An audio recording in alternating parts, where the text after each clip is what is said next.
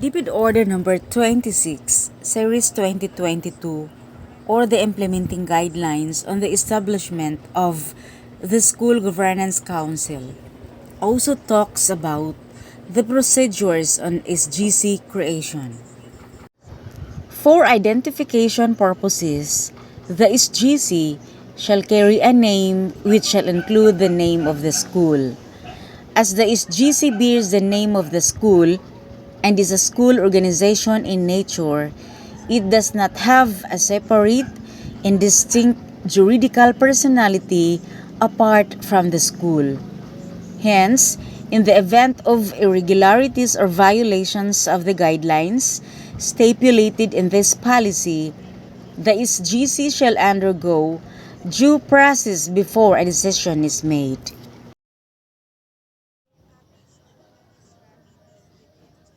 The schools with existing SGCs shall adopt the new structure provided herein in the immediate school year following the implementation of this policy. The schools without existing SGCs shall establish their own SGCs accordingly. The following shall be the procedures on SGC creation. For school with existing SGCs, the school head shall orient and discuss the policy to the existing SGC of the school. Letter B.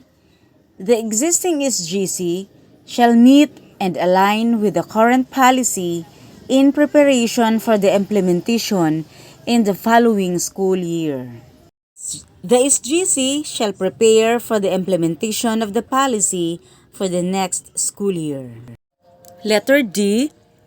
In case the existing SGC's name does not conform to the naming guidelines in this policy, it shall be renamed accordingly for the next school year. Letter E. The newly installed SGC may invite former council members to join and participate in the council's activities conforming with the guidelines for expanded SGC membership. For the schools with no existing SGCs, the school head shall orient the school's internal stakeholders about the policy. Letter B. The school head shall identify the 4 ex officio members who are representatives from the student government, PTA, and faculty club or its equivalent. Letter C. The 4 ex officio members, through a deliberative and consensus process, shall select the council members who will complete the composition of the SGC. Letter D. The SGC shall prepare for the election of officers for co-chairperson and secretary. Letter E. The SGC shall elect their officers from its council members in the conduct of the elections. The designated co-chairperson shall be excluded from the nomination. All council members shall exercise their right to vote. Letter F. After the election and completion of membership of the council, the school may now formally induct the SGC. Election of SGC officers. The school head shall call for the election of SGC officers, namely the co-chairperson from the external stakeholders and secretary. This shall happen after the elections of other committees, associations, organizations internal to the school. For example, Teachers Association, SSG, SPG, etc., and PTA. Thus, the election shall be held on or before the 6th week after the opening of classes, which can also serve as the first meeting of the council. The call for election shall be made publicly, and notice shall be posted in public areas 2 weeks before the election. Candidates for these positions shall come from the voting council members. The candidates shall file their candidacy 1 week before the election through official communication addressed to the school head. The deadline for filing of candidacy shall be 3 days prior to the conduct of election. Announcements of schedule of election activities and names of candidates shall also be posted on the transparency board and other public areas within the school vicinity. The election shall be done through secret voting, wherein the school head shall chair the election and shall lead the canvassing of votes. The voting SGC members shall only be allowed to vote one candidate for each position. Canvassing of votes and proclamation of elected officials shall be done within the same day of the election. Votes will be counted in front of all SGC members. The candidate who garnered the highest number of votes for the position shall be declared the officer-elect. In case of tie, the officer-elect will be determined through a toss coin or drew lots. The resolution proclaiming the officers-elect, signed by the school head, shall be submitted to the SDO.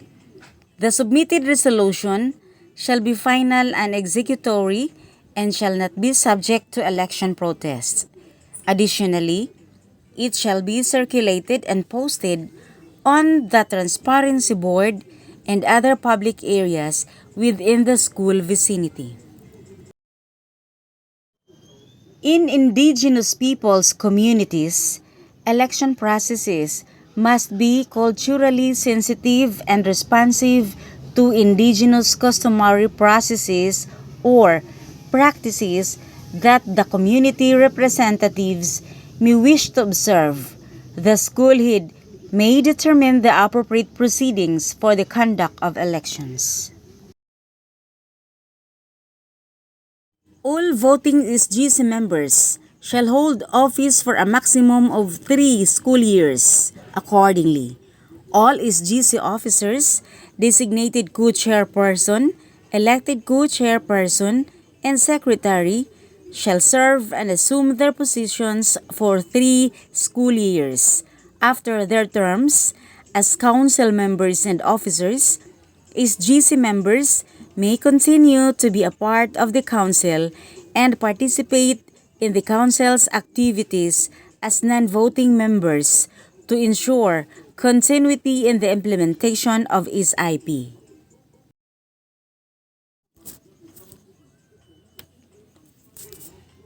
In case of vacancy in the elected co-chairperson or secretary position, the school head shall open the nomination for the vacated position from the voting council members and conduct an election within 15 days from the day the position is rendered or considered vacant.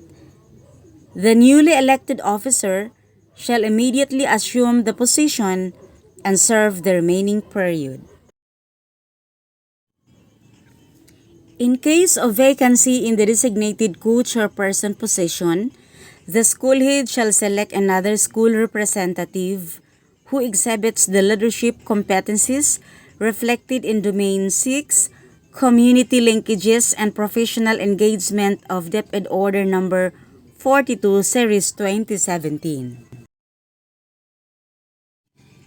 Any vacancy among the voting council members, the ex-officio members, through a consensus process, shall select the members who will complete the SGC.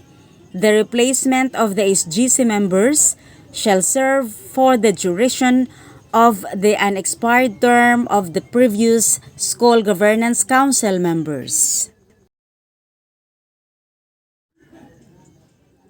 Removal from the office.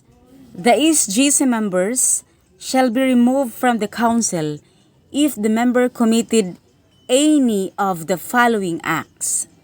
Number 1. Misinterpretation of the SGC. When an SGC member enters into a contract or engages in an activity using his or her membership of the SGC as an edge for personal gain and or representing the SGC other than what he or she is authorized to. Number 2, solicitation of financial resources, an act or instance of requesting or seeking monetary donation or dole out from any individual, organizations, or group using the council and or school as the beneficiaries for personal gain.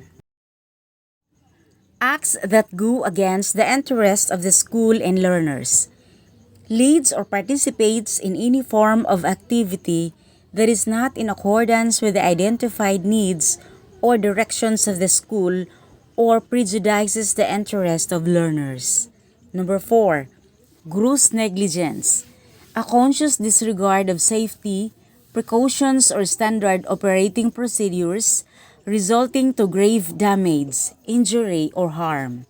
Number 5, fostering disunity in the school, participating in activities or convening people with the intention to create hostility, enmity, animosity against the school. Number 6, commits or supports unlawful acts, participation in any form of activity that violates existing laws and DepEd policies. Number 7, acts on discrimination and gender violence pursuant to existing applicable laws, rules, and regulations. Number 8, abuse of authority, use or misuse of authority in deliberate and capricious manner contrary to the natural or legal rules for its use.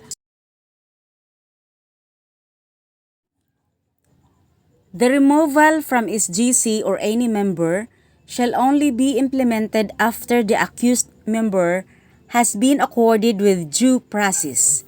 Due process shall include the following procedures.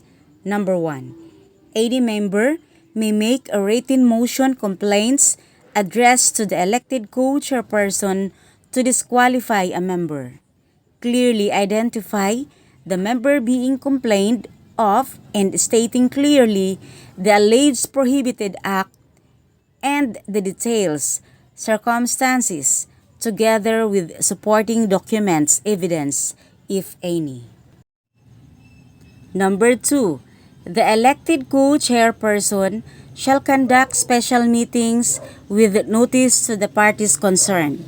Number 3, the elected co-chairperson will give the member complained of an opportunity to respond in writing within 3 days from the receipt of the notice or before the school head, who shall call a special meeting with the council to discuss the matter.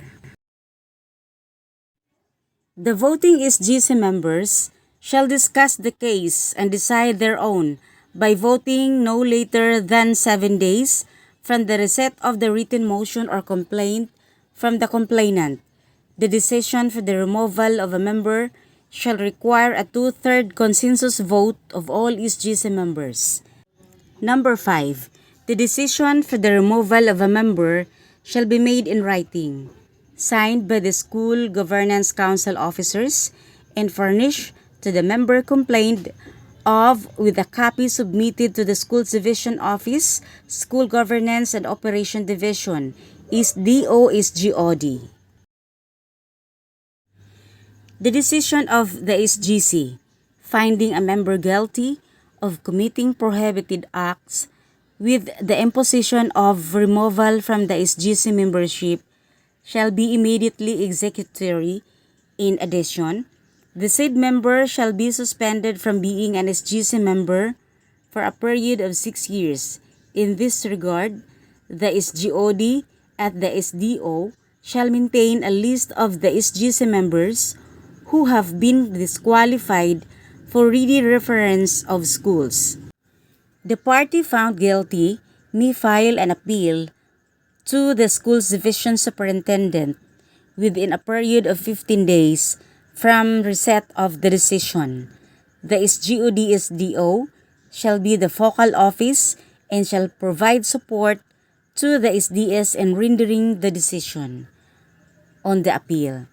The SGODSDO shall submit a report on its findings and recommendations on the appeal to the SDS. The SDS may also add additional offices personnel of the SDO as may be deemed necessary. The decisions of the SDS shall be final.